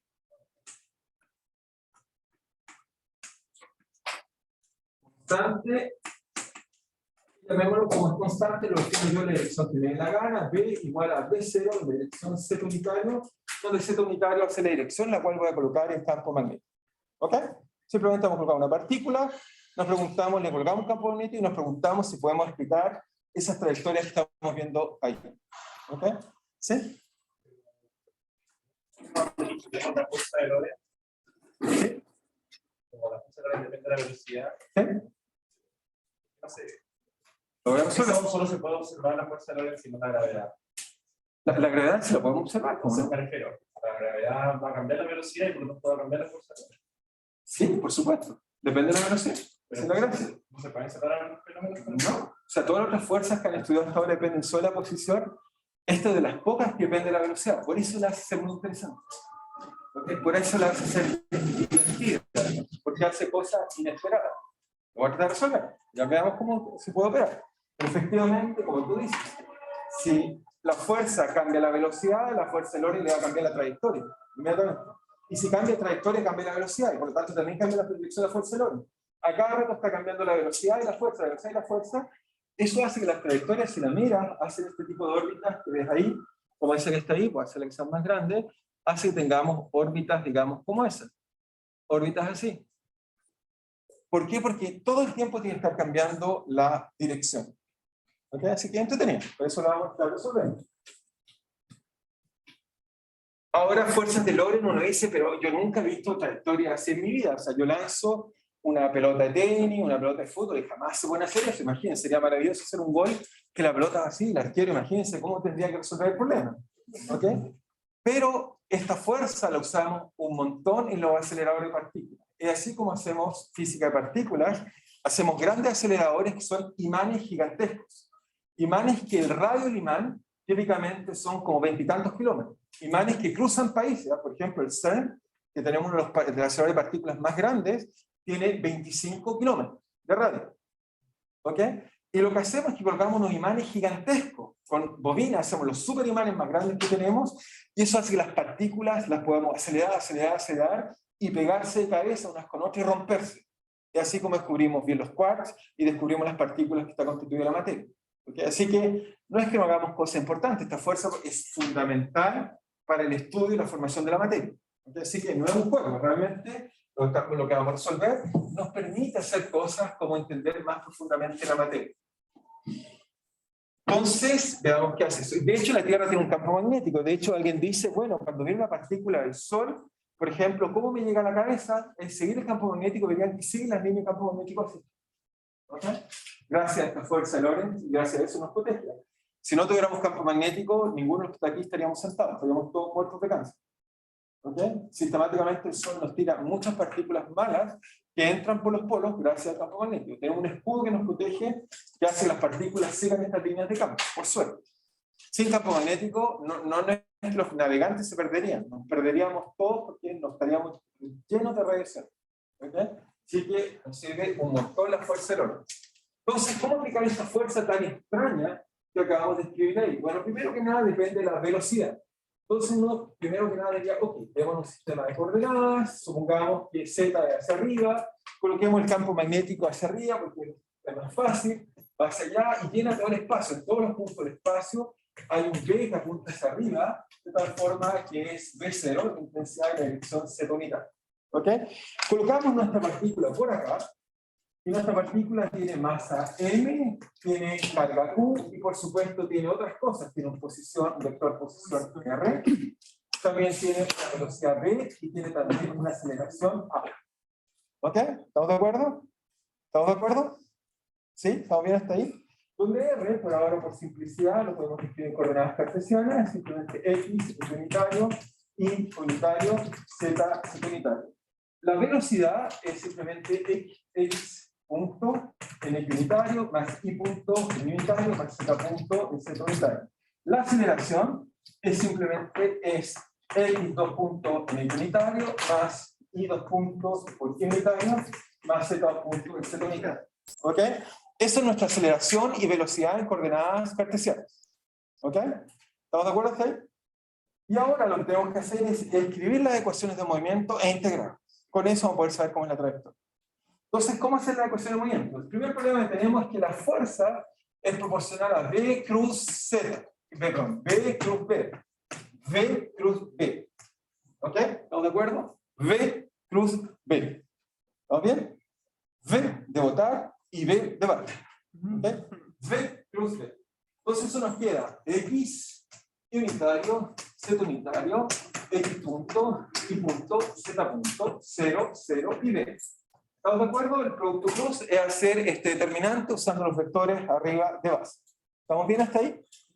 Y ahora lo que hacemos es que tenemos que nos da este producto cruz. Bueno, nos dice primero que el X unitario, recuerden, van tomando las matrices menores, en X unitario, entonces nos queda que tenemos que usar esta matriz menor para el determinante, entonces nos queda Y punto por B, así que nos queda Y punto por B, no hay nada más, después nos queda Y unitario, por ahora nos quedaría este pedacito acá, por este pedacito acá, ese nos queda entonces este por este, pero como estamos en este acá, también decir, nos queda menos, así que nos queda Y punto por B, 0, ahí 0 y 0. Así que, y en Z no hay nada que calcular, porque en Z nos quedan puro 0, queda Y punto por 0, menos Y punto por 0, así que es 0. Así que nos quedan solo esas dos componentes. Por lo tanto, ahora la fuerza de Lorentz, esta la voy a escribir, la fuerza de Lorentz, en este caso es simplemente multiplicado por Q, es decir que vale Q por B0 en X unitario, ahí nos faltó un X punto y un Y punto por X unitario, menos Q por X punto por B en la dirección unitaria. ¿Ok? ¿Sí? Si hubiera, por ejemplo, otro campo para sería otra componente. ¿Sería otra componente en B? Sí, por supuesto. Pero si es constante, tú siempre por simplicidad puedes coger esto como dirección Z. De hecho, el campo magnético va a privilegiar una dirección. Fíjate, las trayectorias, vamos a ver si son espirales, es la dirección del campo magnético. Así que uno siempre va a definir eso como dirección Z. Si te equivocas, por ejemplo, dices, no, yo soy porfiado, me gusta la diagonal. Está bien. Lo colocas en la diagonal, y aquí colocas BZ, BI, hace el punto junto, va a salir en el sistema de coordenadas. Uno puede colocar de la gana. Pero un segundo campo magnético es como tener un solo campo magnético. Igual en otra dirección. Por eso, coloca. Estoy colocando la dirección I, otro coloco la dirección Z. Esa es mi pregunta. ¿Estaría dentro de la misma fuerza de Lorentz? Por supuesto. Sería otro. No, la misma fuerza de Lorentz. B es el B total. En la suma de todos los B. ¿Ok? En la suma de todos los B. Y no solamente es constante, podría cambiar en el tiempo. ¿Sí? Si lo repito, ¿eso es la pregunta? Sí. Recuerda esto, lo voy a hacer, lo voy a colocar quizás con lápiz acá, va a ser un poco más cómodo. Recuerda, entonces, este producto cruz es colocar los vectores, primero las direcciones, después coloco B, coloco sus componentes, y después coloco B, la componente que tiene. ¿Hasta ahí estamos bien? Después, cuando calculas el determinante, tienes que calcularlo así. X unitario por el determinante más chico, lo que llamamos el determinante menor. Y ese es simplemente el producto, debería ser el producto de las diagonales menos el producto de las otras diagonales. ¿Ok?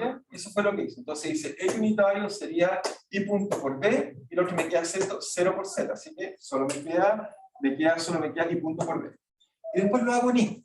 Pero en I, recuerda como en intermedio, cuando uno va calculando los determinantes menores, va alternando el signo. Si esto fuera una matriz más grande, vas cambiando. Así que ahora me queda menos el determinante de subdeterminante. En este caso, eliminas esta línea, quizás si se lo enseñamos, elimina esta línea y le queda ese vector. ¿Ok? Y eso me queda entonces I punto por B0, 0 por Z. Es lo que me queda esto.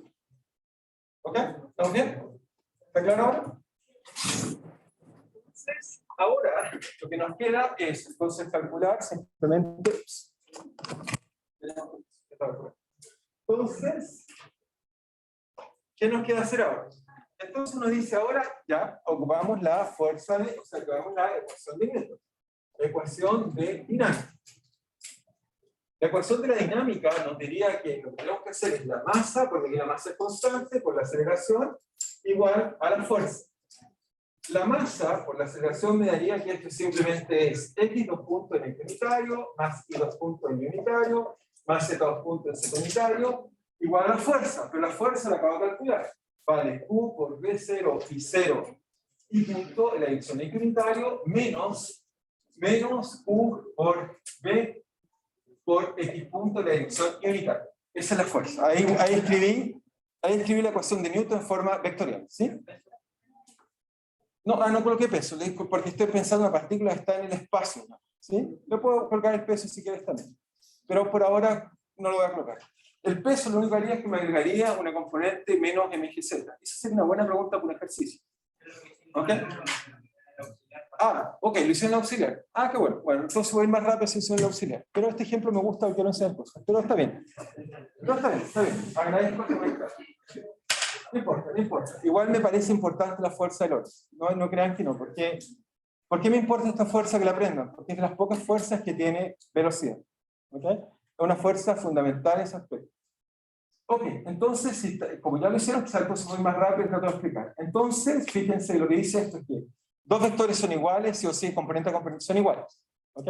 Por lo tanto, esto dice que m x 2 puntos es igual a más q por b0 y punto, y m y 2 puntos es igual a menos q por b0 por z por x punto. Y la última componente me queda m, z punto igual a 0. ¿Ok? Como ya resolvieron, entonces inmediatamente esto me dice, integro esta ecuación, la integramos un poco más eficientemente, dado que supongo que tienen ya un poquito más de experiencia, si no entienden me van diciendo, pero vamos bien. Entonces, esto llamamos 1, 2, 3. Entonces, de 3, ¿qué es lo que concluyo? Bueno, integro esa ecuación, me dice que z.0, z2 punto, ahí el 2 punto, 2.0, eso me dice que z punto es igual a la velocidad en z inicial, eso tiene que ser así, integro una vez, después vuelvo a integrar y me dice que z de t vale simplemente bz0 por t más la posición inicial, tenemos la z0. Eso me dice z. Por lo tanto, eso me dice que la división z de esta partícula se mueve linealmente. Si hubiera gravedad, entonces habría seguramente un mgt cuadrado. Si hubiera otra fuerza, me diría lo que pasa en la otra dirección. Entonces, en este caso, lo que me dice es que todavía sin resolver nada, en la dirección z, estas partículas se tienen que mover con velocidad constante. ¿Okay? De hecho, si podemos disminuir la velocidad en z, por ejemplo, disminuyamos acá en z, tengo la velocidad en z acá, por ejemplo, la hacemos, por ejemplo, más pequeñita, no, y la hago más grande, la más pequeña es 0. Si lo hago 0, no se mueve hacia arriba, y va a ser un círculo, que es lo que vamos a descubrir inmediatamente. Si coloco un poquitito de velocidad en z, se debiera mover lentamente hacia arriba. Coloquemos el más poquito que tiene el computador, 0,1. Entonces ahora va a ser una espiral que se va a ir llenando lentamente hacia arriba.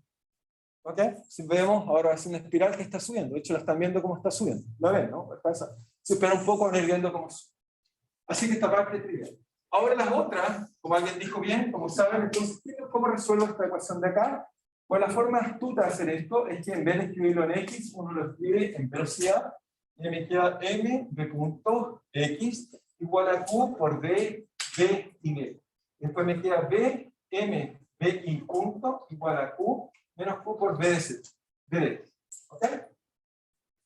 Y la gracia es que escrito así, en realidad uno se da cuenta que eso es un oscilador armónico. Como uno se da cuenta que un oscilador armónico es porque basta que tome la derivada de cualquiera de estas, por ejemplo la primera, de ADT, como de ADT eso está ahí, eso se transforma en m bx 2 puntos igual a q por b punto i. Pero b punto i ocupa la ecuación que está abajo, vale menos q por q, que q cuadrado, b por b cuadrado, y me queda acá en m, lo paso para abajo, me queda m en la dirección b. ¿Ok?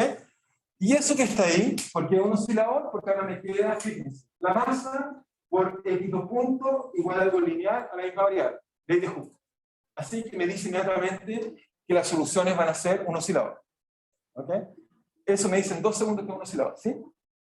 Pero también lo mismo en el oscilador, al resolver la ecuación, se explican las amplitudes que se conocen.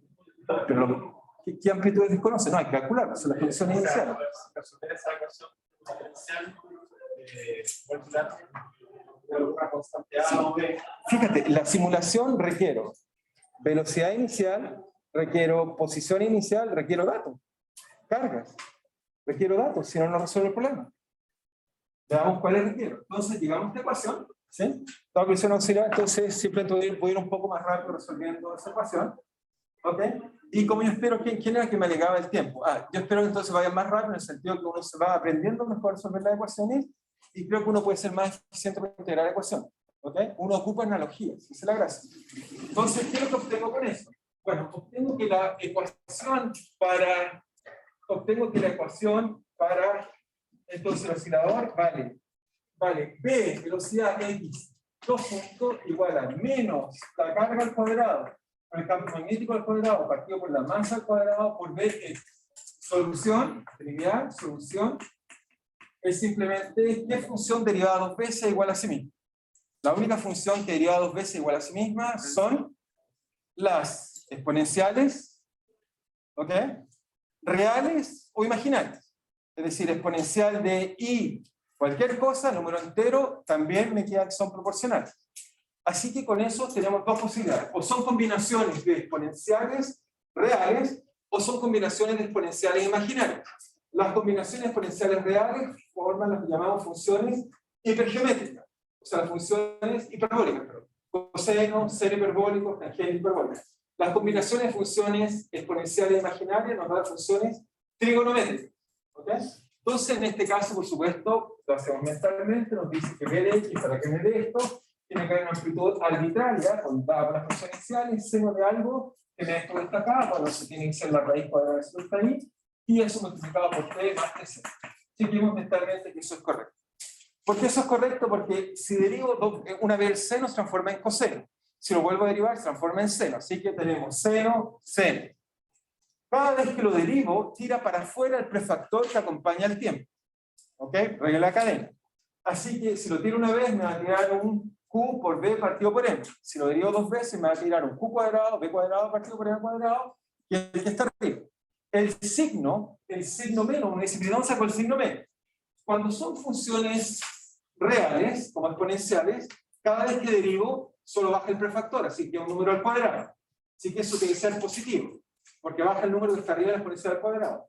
Cuando es una función imaginaria, entonces va a bajar 2 veces lo que está arriba. Por lo tanto, baja el imaginario. Y un imaginario al cuadrado siempre me da un número negativo. ¿Okay? Esa es la razón profunda. Ahora, si uno no lo quiere entender así, también lo puede entender de otra forma, es que la derivada del seno es menos coseno, y, perdón, la derivada del seno es coseno, y la derivada del coseno es menos seno. Así que ahí sale el signo menos que acabo de decir, usando las funciones en forma imaginaria. ¿Está claro para todos? Supongo que todos, esa parte de ahí, debe ser experto, y supongo después de la prueba, que supongo que dieron hace unos días atrás, son expertos en eso. ¿Okay? Debieran ser expertos en eso. Debieran. ¿Sí? Ah, aquí hay no expertos. Muy bien, ahora sí. Las funciones hiperbólicas son siempre con cosas reales. Las funciones trigonométricas imaginarias. ¿Okay? No olvidar, o sea, solo por recordar, si usted no lo recuerda, que seno de cualquier cosa, omega t, es exponencial de i omega t menos exponencial de menos i omega t dividido entonces por 2 i si usted quiere que sea real. ¿Ok? Y los cosenos son simplemente más dividido por 2. ¿Ok? ¿Estamos de acuerdo? Supongo que esas cosas las deben conocer. Pero de todas maneras no cuesta nada decir. Entonces nuestra solución nos queda esto destacado. Ahora, con esta solución tengo que reemplazarlo en la ecuación para la otra parte que está ahí. La reemplazamos. Entonces, ¿cómo saco la otra parte que está ahí? Bueno, voy a mi ecuación, estaba por acá. Y de acá me dice una relación entre b de x y b de y, por ejemplo, acá. Simplemente lo derivo, lo saco acá. Me dice que, ¿qué me dice esa relación? Me dice que bx punto es igual a q partido por b, q por b, perdón, partido por m por b de y. Por lo tanto, aquí puedo despejar que b de y vale simplemente m partido por q por b por la derivada temporal de x punto, de b punto. Entonces, la derivo, la tengo acá, muy fácil. Eso entonces me dice que b y de t es simplemente la derivada, entonces me queda la derivada, eso está ahí, la derivada del seno. Me queda entonces a, la derivada del seno es coseno del mismo factor, así que me queda q por b partido por m por t más t0, y me queda multiplicado por el factor por regla de n. Así que me queda un factor de la forma q por b partido por m. Pero estos factores son iguales, así que se cancela, y por lo tanto me queda que b de i vale a coseno de u por b partido por m por t más t0. Entonces, eso que está ahí, si ahora colocamos un poco, sacamos la lista de colores, colocamos esto, aquí tengo una parte del resultado, ahora tengo el otro, y tenemos por aquí la velocidad i, que debo tenerla en la otra mesa. Entonces, con eso ya integramos, ¿ok? Y así espero que integren, o sea, quizás algo más rápido, más lento, pero necesito que sean ágiles para integrar. ¿Ok? Eso, necesito esa habilidad. Eso va a hacer que en 30 minutos alcancen. Si no, no van a alcanzar. ¿Ok? Necesito que practiquen y practiquen y practiquen. Es parte de lo que necesito que hagan. Entonces, ahora, ¿cómo explicar lo que estamos viendo? Porque queremos explicar lo que vemos, digamos. Si veamos si esa simulación o arte que está ahí es correcta, o es una arte falsa, digamos, como muchas que uno encuentra en internet. Entonces, veamos si hace lo que tiene que hacer. Entonces, para hacer eso, lo que tengo que hacer es volver, porque eso es la velocidad, necesito saber x y y de t. Entonces, ¿cómo desde ahí puedo calcular x de t? Integro esa ecuación. Eso me queda x punto igual a eso que está ahí. Lo integro, y por lo tanto, la integral de eso me va a dar a. Para sacar la primitiva, si me da un seno, que es un coseno, le doy un signo menos para que me quede el signo que está ahí arriba, por q por b partido por m, t más t0, y obviamente para obtenerlo de arriba me va a quedar un prefactor. Así que tengo que eliminar ese prefactor, así que eso lo tengo que multiplicar por m y partirlo por qb, y además sumarle un x0 como posición inicial. Eso, si lo derivan, obtienen la velocidad que está de arriba, lo integré mentalmente. ¿Estamos de acuerdo? ¿Alguien no lo ve? ¿Todos bien? Muy bien, qué bueno, estamos progresando. Y lo mismo hacemos en y de t. Entonces hacemos lo mismo, pero esta vez tiene un coseno. Así que eso es a por n partido por qb, seno de q por b partido por m de t más t0 más una división inicial. ¿Ok? Y me falta el z, pero ya lo escribimos el z. Z de t era simplemente bz0 por T, vamos a hacer hacer, en realidad hacemos una constante. Ahí está la solución, que ha resuelto las ecuaciones de Lorentz. ¿Ok? Ahora tratemos de interpretar. No es física, no es escribir soluciones como esa. Lo importante es que tratemos de entender. ¿Ok? Lo primero, entonces hacemos nuestras observaciones, y yo valoro mucho que las pruebas hagan observaciones, incluso si se equivocan, pero hacen buenas observaciones. Ya les dije, para mí es una muy buena respuesta. ¿Ok? Valoro que aprendan a escribir. No crean que basta hacer fórmulas. Si alguien encuentra una fórmula y tiene una mala nota, es porque no la entiende. Necesito que entiendan la diferencia entre la física y las matemáticas. Es que uno dice cosas que tienen sentido. ¿Ok? Si no haríamos matemática y nos equivocamos de curso. ¿Ok? Necesitamos hacer cosas que tengan sentido. ¿Y cómo las cosas tienen sentido? Bueno, lo primero, veamos qué nos dice esto. Primero que nada nos dice que el sistema lo que hace, por lo menos en X e Y, es que oscila. Hay una frecuencia de oscilación.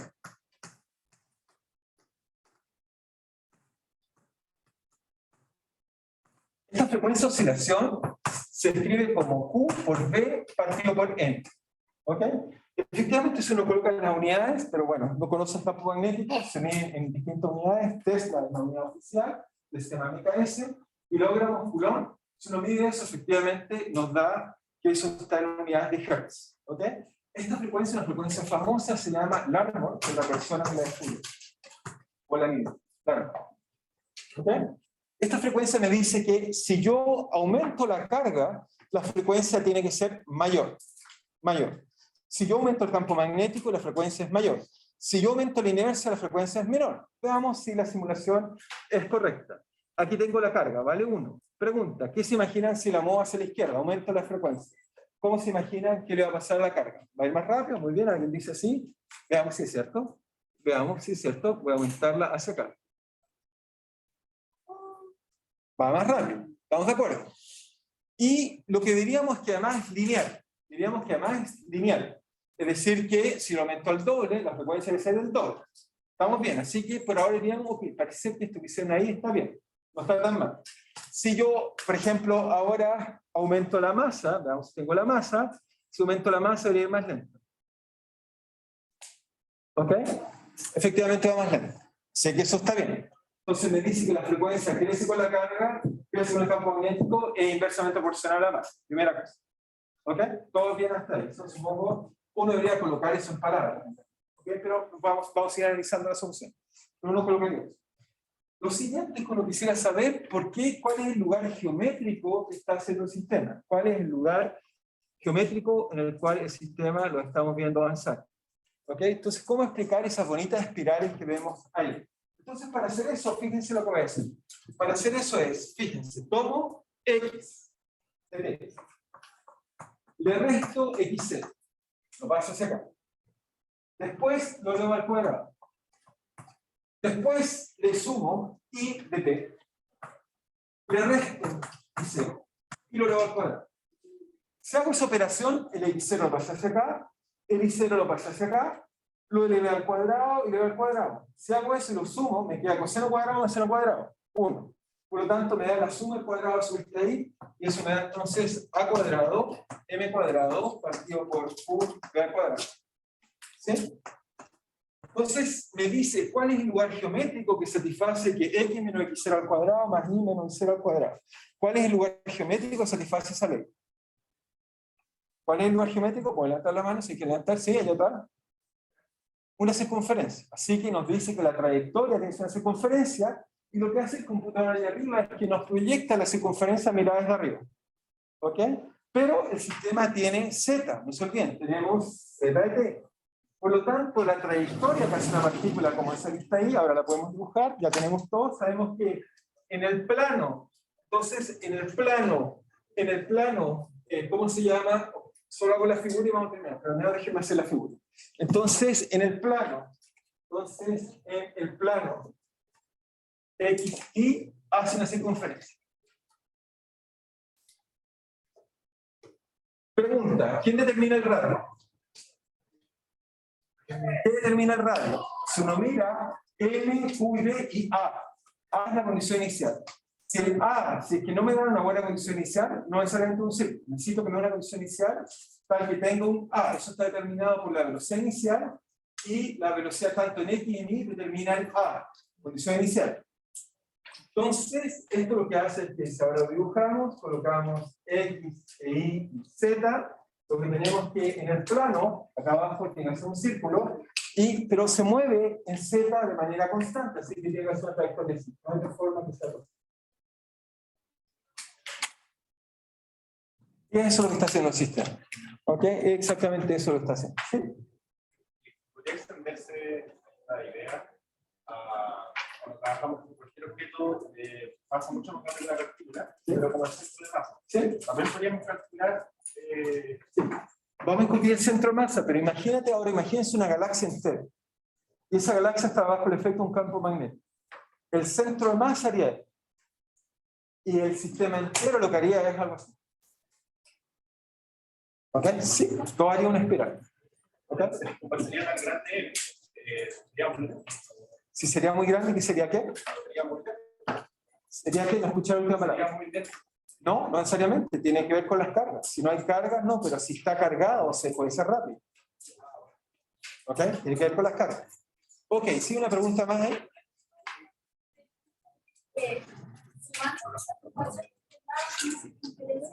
Ok, lo que tienes que aprender siempre es lo siguiente, solo es el último comentario. Cada vez que veas funciones trigonométricas, nunca olvides el teorema de Pitágoras. Coseno cuadrado más seno cuadrado. Lo que hice fue, si quieres verlo técnicamente, lo que hice fue eliminar el tiempo. ¿Cómo elimino el tiempo? Elevo al cuadrado y sumo apropiadamente. Cada vez que tengas una función trigonométrica, puedes eliminar el tiempo haciendo eso. Porque coseno cuadrado más seno cuadrado vale 1, así que elimino siempre esa parte. ¿Ok? Nunca olvidar. ¿Sí? ¿Escucho?